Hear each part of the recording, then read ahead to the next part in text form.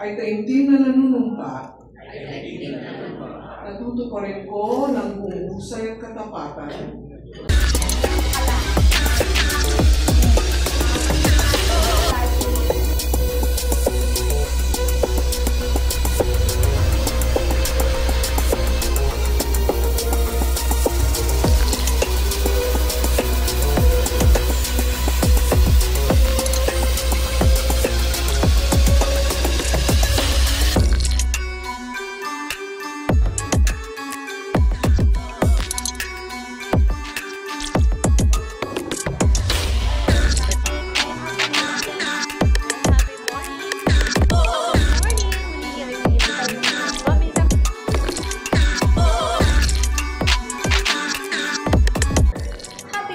Muli ang inyong lingkod, Miss Horizon Chaser, ay gaganapin dito sa Laksan Hotel ang pagganapin itong 2025 STS Rotating of Newly Conferred and Upgraded Career Scientist dito sa ating bansa.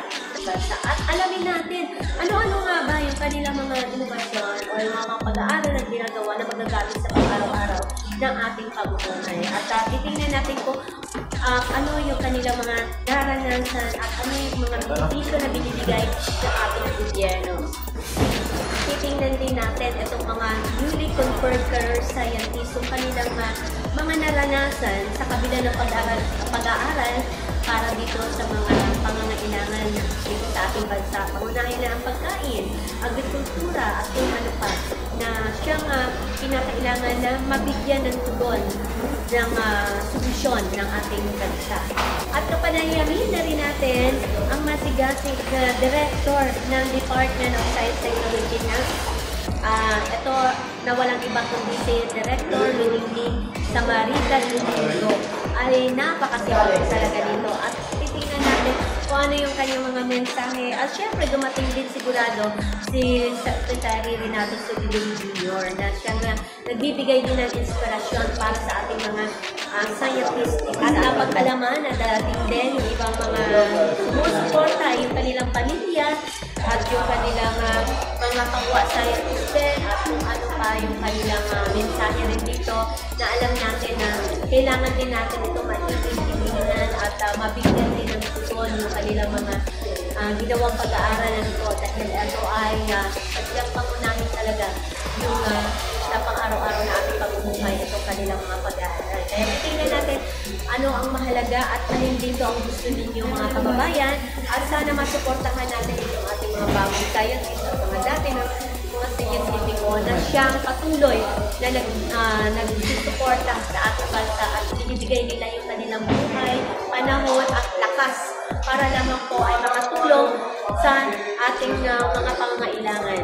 Alright, so ang inyong lingkod muli, Miss Horizon Chaser, at patuloy lang po tayo na sumabaybay sa makatotohanan ng makabuluhang mga balita dito sa Happy Morning Show. Good morning, Secretary. Happy morning! Yes po. Alamin po natin sa inyo ngayon kung ano yung masasabi natin sa naganap na oath-taking ceremony ng ating mga scientists, upgraded scientists, ngayong 2025. At bakit mahalaga ito? Una-una, napakahalaga na magkaroon tayo ng scientific career system para sa mga taong nagtatrabaho sa gobyerno. Dahil alam nyo, ang siyensya at teknolohiya at inobasyon ay napakahalaga. Mas marami dapat tayong makumbinsin na magtrabaho sa ganitong larangan. Ang challenge lang parati ay yung posisyon na pwedeng umangat ang ating mga scientista ay hindi ganoon karami. Kaya itong scientific career system ay isang paraan kung paano magiging promoted ang ating mga magagaling na scientista para hindi na sila maghintay na maging bakante ang posisyon o di kaya nag-retire ang isang empleyado. Para naman maengganyo sila at mas maging masigabo ang kanilang trabaho pagdating sa research. At kami natutuwa dahil marami tayong nabigyan ng award bilang scientific career scientist and of course upgraded pa iba. So ang 5 dito na bago ay taga-DOST. Ako'y masaya personally kasi ito na rin yung paraan para ma-accommodate natin yung iba pang mga magagaling sa DOST na hindi ma-promote dahil nga kulang sa available position, plus para mas maengganyo sila na mag-research at maibigay pa ang kanilang mga produkto para sa kapakanan ng ating mga kababayan. Alright. Sa isa na lang po, si PBBM po ba ay talagang sumusuporta ngayon sa atin? Yes. So, and ano pa po yung hiling natin sa kanya? Meron pa ba? Wala, patuloy lang na suporta. Alright. Thank you so much po, sir. Good morning po sa iyo, Director Lumining. Ang magandang scientist po kayo. Ma'am, ano pong maibigay natin na mensahe sa ating pamahalaan, sa mga kababayan natin kung gaano kahalaga itong naganap na oath-taking of newly conferred and upgraded scientist career ng ating bansa? Mahalaga ito kasi kino-confirm lang ng ating pamahalaan, ng ating government, na mahalaga ang mga scientists. Binibigyan nila ng pagpahalaga. Kaya kahit hindi sila mag-abroad, tumataas ang sweldo nila dito. Kahit hindi sila tumataas yung kanilang posisyon sa opisina, pero tumataas naman ang rank nila as scientist. So talagang kita mo naman kanina sa mga pananalita nila, diba? Na-appreciate nila. So we encourage more scientists to come. Alright, thank you po. Secretary Boy, kumusta po? And gusto ko lang alamin sa inyo kung ano pong masasabi ninyo sa naganap ngayon na... Isa na? Opo, sige po. Ito ay kabuuan ng mga napiling mga bagong science career scientist or scientific career system scientist. Dalawang po ngayon ang nag-take ng oath. Yung iba sa kanila ay bago, karamihan sa kanila ay bago at iba naman ay na-promote. Napaka-importante ito ang motivation para sa ating mga scientists dito sa ating bansa.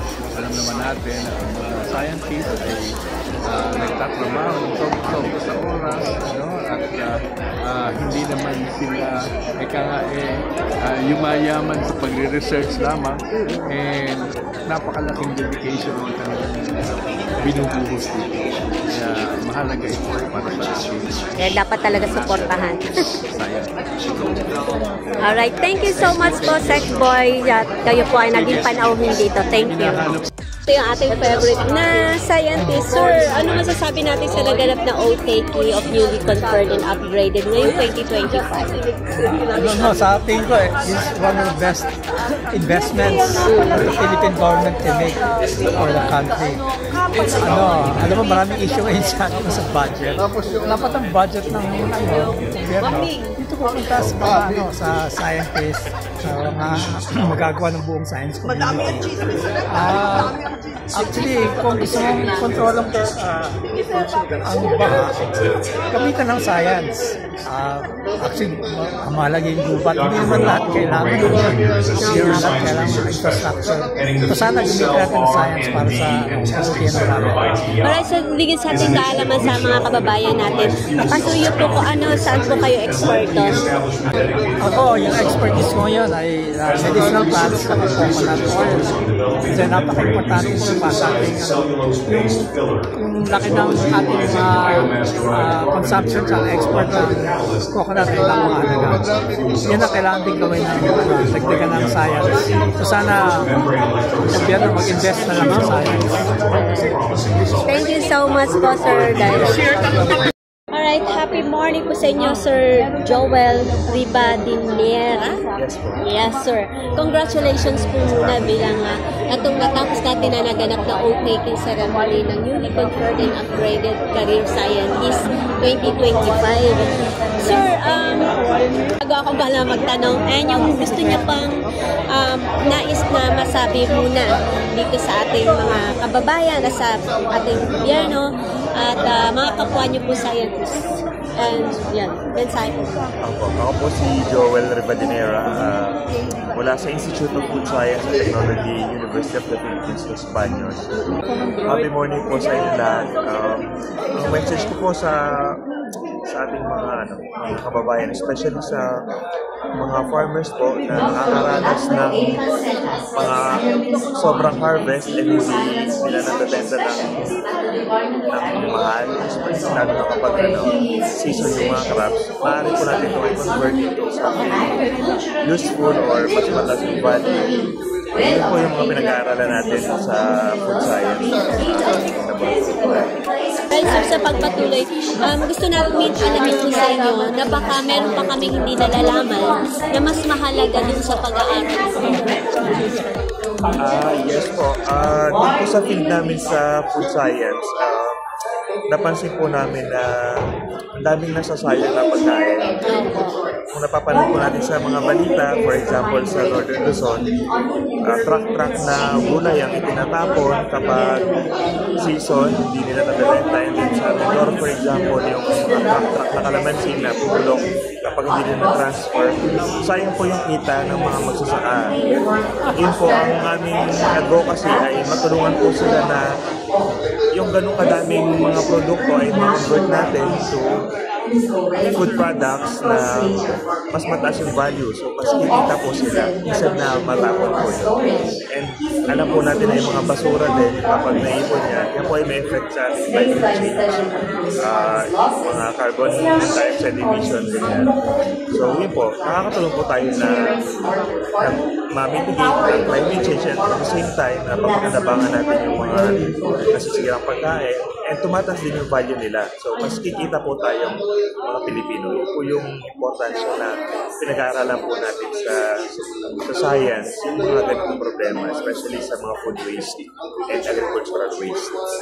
Alright, Sir Joel. So, yun po ay yung nagbibigay sa inyo talaga ng inspirasyon na natungkol sa ating mga pagkain na nasasayang. So, paano mo yun nahugot? At naging passion ninyo? Yes po. Ako po kasi probinsyano from Marinduque and involved po kami sa food production. Gumagawa po kami ng banana chips from bananas. Nagpo-produce po kami ng maraming basura na mga balat. So, naisip po namin, sayang naman, mapapakinabangan pa ito sa ating more useful and mas mataas ang value. So, yun po yung research ko na una. Yung balat ng saging, kinukuha ko po yung high value ingredient. And then, mas mabebenta po kasi ng mas mahal. And mas mapapakinabangan sa food industry. So, mga ganong bagay. From experience din, mas in-improve natin yung idea, ginawa natin research. And yung mga output po natin, yun po yung nakatulong sa atin para mapasama dito sa career scientist. So, instead na basura na lang? Yes. Makakatulong pati sa income, ano po? Yes po, income from waste. Instead na wala na sanang silbi. Ang galing po ng inyong... Hindi lang po sa saging. So, lahat po ng agricultural waste pwede natin magamit. So, basta mga nabubulong. Oo. Lalo na talaga yung mga natatapon na nagsasayang sa bagyo, sa balita, mga repolyo, sayang. Pwede siya mapanabangan. Papagkakitaan po. Masuportahan lang din sana ng government na madaling ma-access yung mga processing facility. Sayang din kasi. Alright, sirs. Doc Joel, kayo po ay isang legitimong scientist talaga. Kaya congratulations din po. Ano po yung inyong hamon na dapat niyo pa rin ipagpatuloy bilang isang mabuting siyentipiko ng bansa at maging huwaran din po kayo sa susunod na henerasyon? Ang hamon po natin ay maging open-minded pa at mas makita pa muna pa yung mga problema natin na kailangan solusyonan. Maging humble din para mabalance. Maging humble tayo and makipag-collaborate sa iba pang mga scientists kasi hindi natin ito kaya gawin mag-isa. Lahat tayo may kanya-kanyang expertise. So, naman kasi syempre pagkakaroon ka ng marami ng kaalaman at kung hindi natin malinaw yung pagiging mapagpakumbaba, baka lumaki yung ulo mo at magamit sa hindi tama. Pag lumaki yung ulo mo, kala mo kaya mo na lahat. Pero totoo, hindi naman. Kailangan humble ka and tumanggap ka ng and patuloy ang pag-aaral. Alright, Doc, ano po yung nararamdaman ninyo ngayon sa ating katatapos lamang na OTT Clinical First and Upgraded Scientist 2020? Sobrang saya po na napasama tayo dito sa nakasama tayo sa mga career scientists na ginawaran ng UST at ng civil service. Ito po ay hamon at nakakatakot po sa totoo lang kasi mataas ang expectation ng mga Pilipino sa atin. But we take it as a challenge po talaga na yung tiwala na binigyan nila sa atin na ibalik namin. So kailangan po namin mag-produce ng results na makakatulong talaga at mararamdaman, agam naramdaman ng ating mga Pilipino. Thank you so much and congratulations. And to keep going, even the world outside moves faster The first exposure to taxonomy, 1,000 arthropod specimens in 1 year. After graduation, as a career science course. So, dumaan po ako To my mentors, my previous directors, kasama po si Dr. Rasco, colleagues, and everyone who continues to support scientists like us. Thank you. On behalf of the Scientific Career Council, we extend our profound gratitude and deep appreciation to our distinguished former members of the scientific direction of top quality scientists in government service. May we now call on Dr. Amy Lynn Bayon Tuo. We call on Dr. Portia Lapitan. Call on Dr. Carmencita Mateo, who could not join us today. We have Academician Estrella F. Alabastro, the chair of the SCC Technical Working Group and STC under the Engineering Sciences and Technology Divisions from 2018 to 2025. Yan po si Dr. Alabastro. Nung makakita po siya ng heredero, binigay na niya ang trono. Dr. Renato S. A. Vega, member of the STC under the Agricultural Sciences Division from 2021 to 2025. And Dr. Maria Natalia R. Di Maano, member of the STC under the Engineering Sciences and Technology Division from 2016 to 2025. Dr. Edan Harlo Marquez, member of the STC under Engineering Sciences and Technology Division from 2018 to 2025. Dr. Erna Arolado, member of the STC under the Health Sciences Division from 2023 to 2025.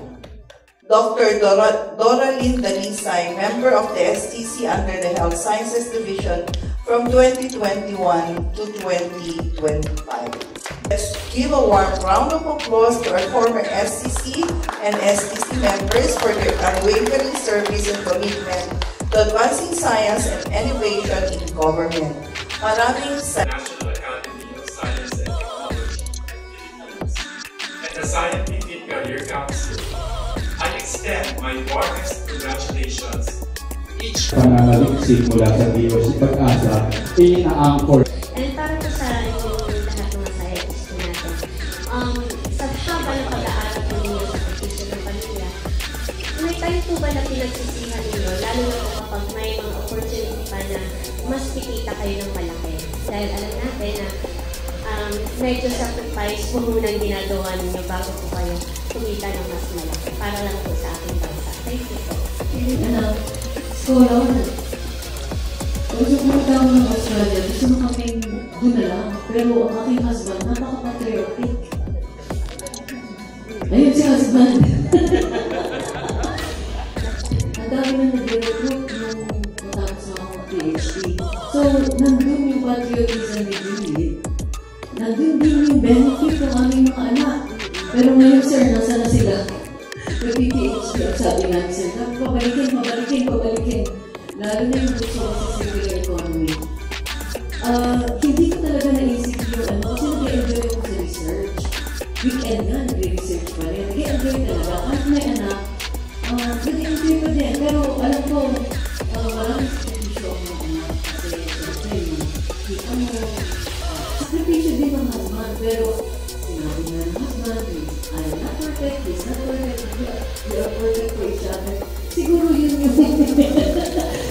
malaking bakit kami hindi umalis, kahit na maraming temptation, kasi yun siguro, nung nagkaroon na ng opportunity na maging scientist, tumaas na.